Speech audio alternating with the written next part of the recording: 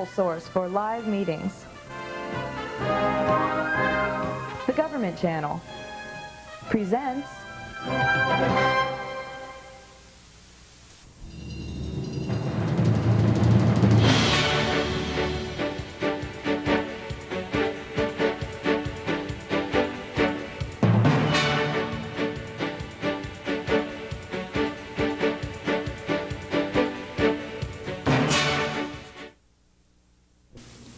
Welcome to Straightforward Conversation with Gary Hunter. My guest this evening is Dr. Walwei Li, the Dean of the University Libraries at Ohio University. Dr. Li has a Bachelor of Education degree from Taiwan Normal University, a Master of Education degree from the University of Pittsburgh, a Master of Library Sciences from Carnegie Mellon University, and a PhD in Education and Library Services from the University of Pittsburgh. He's also worked in the academic library field for over 30 years, published 3 books, and written 60 articles, conference papers, and consultant reports. Dr. Li was the 1987 Ohio Librarian of the Year and recipient of the 1983 Outstanding Administrator Award of Ohio University, and a 1991 John Ames Humphrey Award, International Librarianship of the American Universities Association Award winner. Today's topic is the Ohio University Library. Welcome, Dr. Li. Hi, Gary. Happy holiday. Thank you. I'd like to start off the conversation tonight by just telling our audience a little bit about what the Dean of the Ohio University Libraries does. Well, I'm the Chief Administrator for the University Library System. I report to the Provost, and also being a Dean, I sit in the Dean's Council. So I interact very closely with all the Deans. In fact, the Dean's Council serves more or less an advisory group to me. And then being the Dean of Libraries, we really had to reach out to all the faculty, the students, and also community people to provide, we at least that's one of our goals, to provide best library information service to all the university community and the people outside the university. How long have you been with Ohio University? Actually, this is my 19th year here. So about the same amount of time I've been the law director for the city of Athens. Right. I remember years back you were the first one to help us set up the Friends of Library group. You were the first president. That was a long time ago. Long time ago. That's right. Tell us a little bit about the evolution of the Ohio University Libraries since you came about 19 years ago to what it is today. Well, I remember when I first came, and Vernon Alden Library, I think was almost half empty. In the third floor, second and first were not used as yet. But we really built our collections very rapidly, I think, in line with information explosion, also in line with the university's development to become a research university. So we really have grown very, very fast. Last year we celebrate the edition of the 2 millionth volume, so quite a milestone for the University Library. I think you told me before the show started that about 19 or 20 years ago there was probably only about, what, 500,000 volumes? That's right, that's correct. And even in those days, I think at least maybe a little bit sooner than when I was a student at Ohio University, the enrollment was still around 20,000 as it is today, but there's just been so much more information that is out there. How does Ohio University's library compare with other state university libraries? Well, here in the state of Ohio, I think the largest one has been Ohio State University. Maybe the second one is Cincinnati. I think we are now among the sort of ranked third in the state of Ohio. Recently, we became a member of the Association of Research Libraries.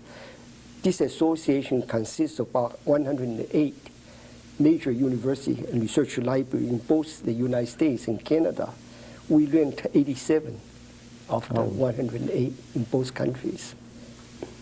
And what kind of criteria do they use to rank a research library? They look at your library resources, which means your internal collections, your external information resources, your staffing, your financing, and any particular special strengths you have in your library. For example, our Southeast Asia collection is among the world's best collection for that particular area. So this was one of the things the association recognized we as one of the top research library in the country. How do you go about acquiring collections like the Southeast Asia collection? Do you Southeast Asia, yeah, we are doing a number of things. We purchase material directly from a number of dealers, and including book suppliers in Southeast Asia. We also make very good use of the office of field office of the Library of Congress. They have a field office in Jakarta, Indonesia. The purpose was to purchase material for the Library of Congress, but we asked them to also acquire one extra copy for us. We pay for them. So that's the way. And plus, we also receive donations, gifts from many people, which help us to strengthen our collection. Are those collections in both English and say Native Chinese or Japanese or whatever? Yeah, country the they come? Southeast Asian collections are mainly in the Southeast Asian language, Malaysian, Sing. Indonesian. There are some Chinese materials. There are also some Dutch material, language material, because Indonesia was earlier the Dutch colony for a long time. So we have the kind of language expertise to deal with these materials. Take me through a little mental tour of the Alden Library right now, and tell me what kind of resources might be found on the various floors. What are there, 6 levels, I think there is? Seven levels, yeah. The top floor, 2 floors, 6 and 7, are mainly stacks. Most of books are kept or housed on the 6 and 7. And then the 5th floor is the administrative floor where my office is located, but also on the 5th floor, there are 2 very important collections. One is the government documents collection, which includes the United States collection, the federal government collection, the state collection, state of Ohio, and the United Nations collection. And then the archives, the special collection, which is one of our major resources here in the southeastern part of Ohio. It's also located on the 5th floor. And then the 4th floor, which is the main entrance of the library, houses our reference information services area in the circulation department. And then the 3rd floor consists mainly the health science library, also one of a very heavily used collection by the students. The library, the reserve room, reserve collection, these are the collections by faculty request. We collect them and put into this reserve collection, so the student, whenever they come to the library, they will be able to read this material. Most of these are faculty assigned readings for the students. And then the 2nd floor is a fine arts collection, the current periodicals, newspapers, and also we have a joint facility which we work with our computer center to provide 2 very large, well-equipped workstation rooms for students to use the computer systems of the university. And then the 1st floor is the house for Southeast Asia collection, the microfilm collection, and maps collection. So that's sort of general distribution of all resources. Is there any room to expand anymore at the current site on that building? Yeah, unfortunately it's not. And the building, when it was complete in 1971, was intended for a collection of about 1.4 million volumes. And we exceed this by about 5 years ago. Now we have more than about 2 million volumes. In addition to these physical volumes, our microfilm collections now is more than 2.5 million pieces of microfilms. So we are really, we ran out of all the space. So last year, actually 2 years ago, with help our Vice President for University Administration, Dr. Gary North, we acquired a property in Columbus Row. We convert this property into a library annex. The annex is to be used for store less used materials. Eventually, we plan to store up to about 1 million volumes in that facility. In that location. To make rooms for Alden Library to be used for heavily used materials. Very interesting, Dr. Lee. Dr. Lee and I will return after this commercial break and we'll continue this discussion. Thank you.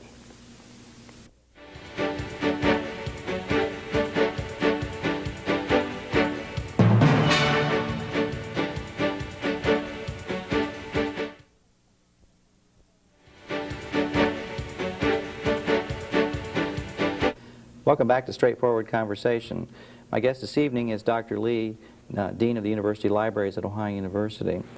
Dr. Lee, before the break that I kind of cut you off on a little bit there, we were beginning a discussion on the extra library space that you're making available, and I'd like to have you continue telling the audience a little bit about what you've done out there on Columbus Road. Yeah, this we call Library Annex. It's a building converted from old automobile dealership. The old Ford dealership Ford out there. dealership, Yes. right. The space consists of about 32,000 square feet, so it's a very large area. And the state board regions provide funding for us to renovate the building. And we're putting a lot of the commercial type of compact shelving, enable us to store up to 1 million volume. So we really, because we are adding about 50,000 new volumes a year, so we need this additional space to make room in the Alden Library, so the Alden Library can be continued to serve the student with the new, more heavily used materials. So we are very happy with the addition of this new facility. What's going to be stored out there at this annex location primarily? Yeah, most of the things are low-use materials for being a research library. Even though material they're not getting as much use, but they are very important for research purpose. So we store this material. This material can be recorded, and they are listed in our online catalog. So there's any faculty students, they can locate this through the online catalog, and then they can request any particular items, so we can bring them back within the 24 hours. And also, if in case the faculty or student would like to go over there to look a long run of periodicals for many years, instead of bring the whole periodical sets back, and we have a reading room facility there, so they can go there and use the materials right in the annex area. So you have the ability both to stay on site and use the materials, or you will actually bring the materials back to the main library. That's right. Yeah, we do it twice a day. If something is requested in the morning, they'll be back in the afternoon. If requested in the afternoon, they'll be back the next morning. Are those materials that a user would be allowed to remove from the library, or those are materials that have to stay there? They can be circulated. They just like other materials. Even though the location may be different, even though they are low-use type of materials, but they can be circulated, just like other materials. Do you ever get rid of any books, or do you just We constantly... do.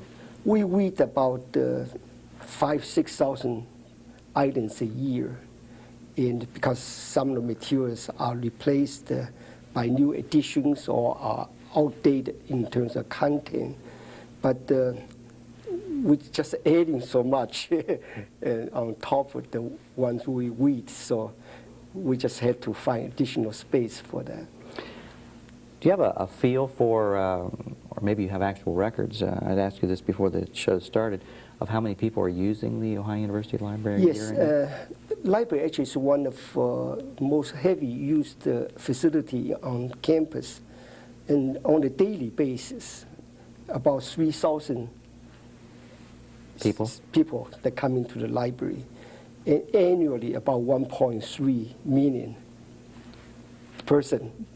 Which would easily be the heaviest used building in the university system. Right, and the evening and weekends are actually quite busy time for us. That brings me to another question. What kind of hours do you maintain there at the university? Yeah, we open 102 hours a week, and that's one of our probably among the longest library hours in the state. And Monday to Thursday from 8 o'clock in the morning till midnight. Friday we open from 8 to 10. Saturday from 10 to 10. And then Sunday from noon to midnight. So all add together it's about 102 hours. And is it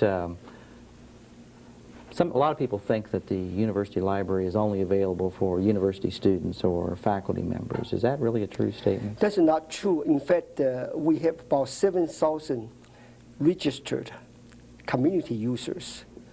Ohio University Library actually has a long tradition of making our service available to community people.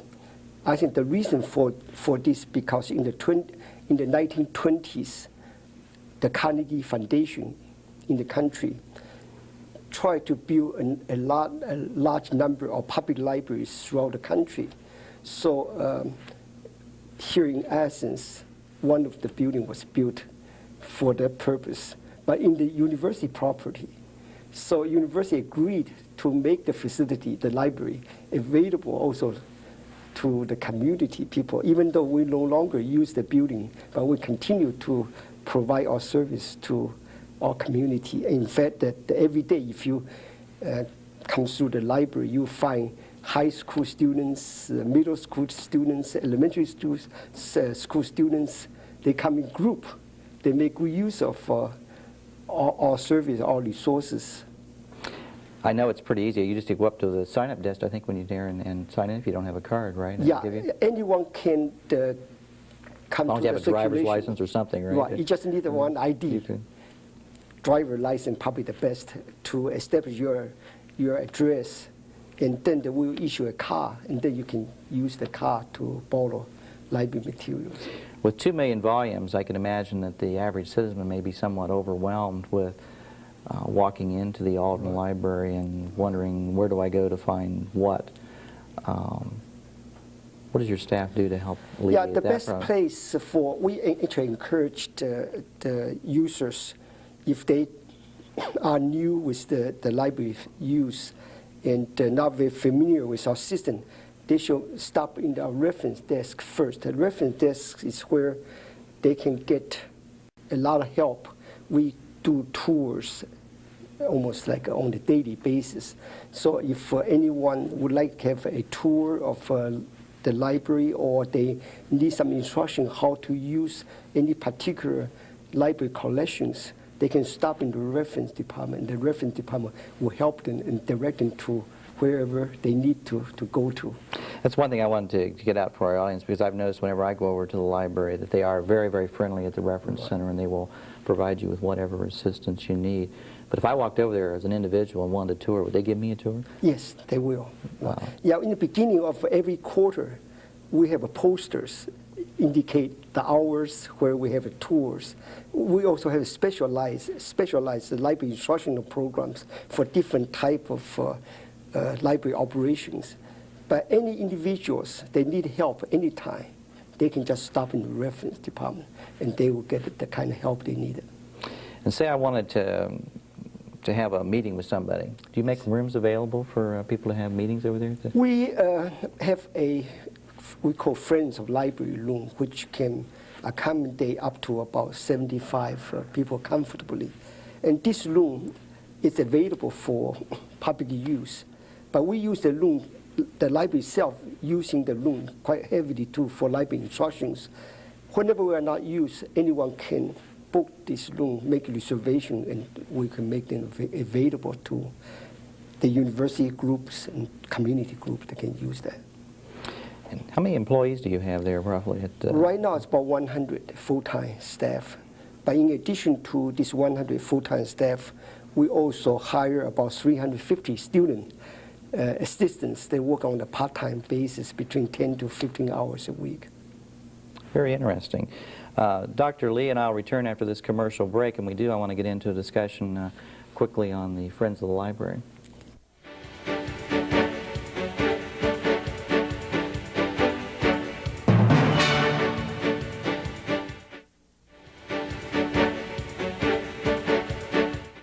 Welcome back to Straightforward Conversation. My guest this evening is Dr. Lee, Dean of University Libraries at Ohio University. Dr. Lee, I'd like to have you tell me a little bit about the Friends of the Library organization and what they do for Ohio University libraries. Yes, and actually we are very pleased, very proud to have this very active group of library friends and library supporters including yourself. Many years ago, you helped us to establish this Friends group.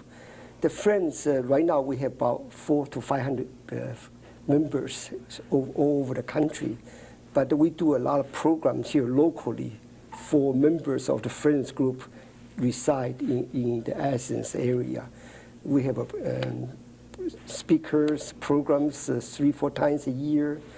The Friends pay a membership fee of $35 a year, and the fees will, in addition to support the Friends, their own programs, they also make annual donations of equipments or furnitures for the library. So we are really appreciate very much the kind of support demonstrated by the Friends of the Library.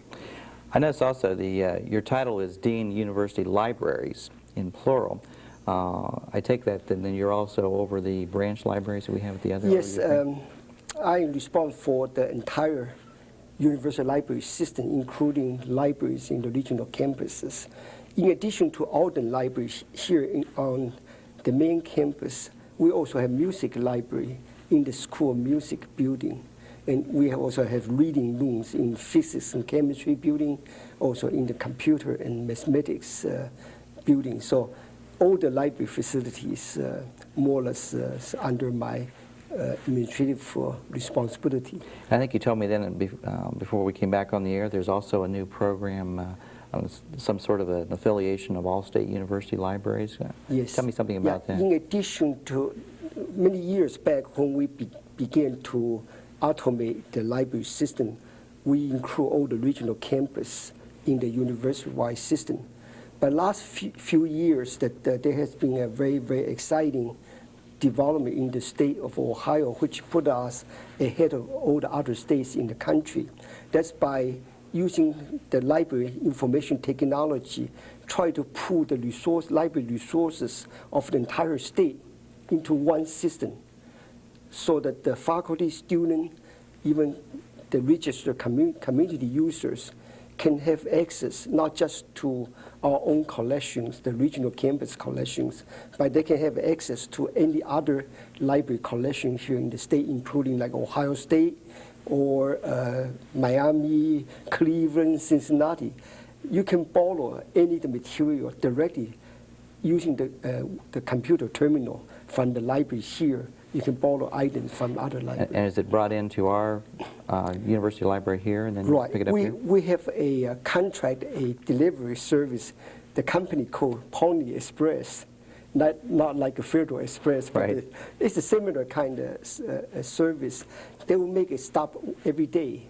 They bring the things from other library to us, and then take things from here to go to the other libraries. So basically, we can get something we need within 2 days from any other the libraries in the state system. I take it that all of your indexing is now on computers.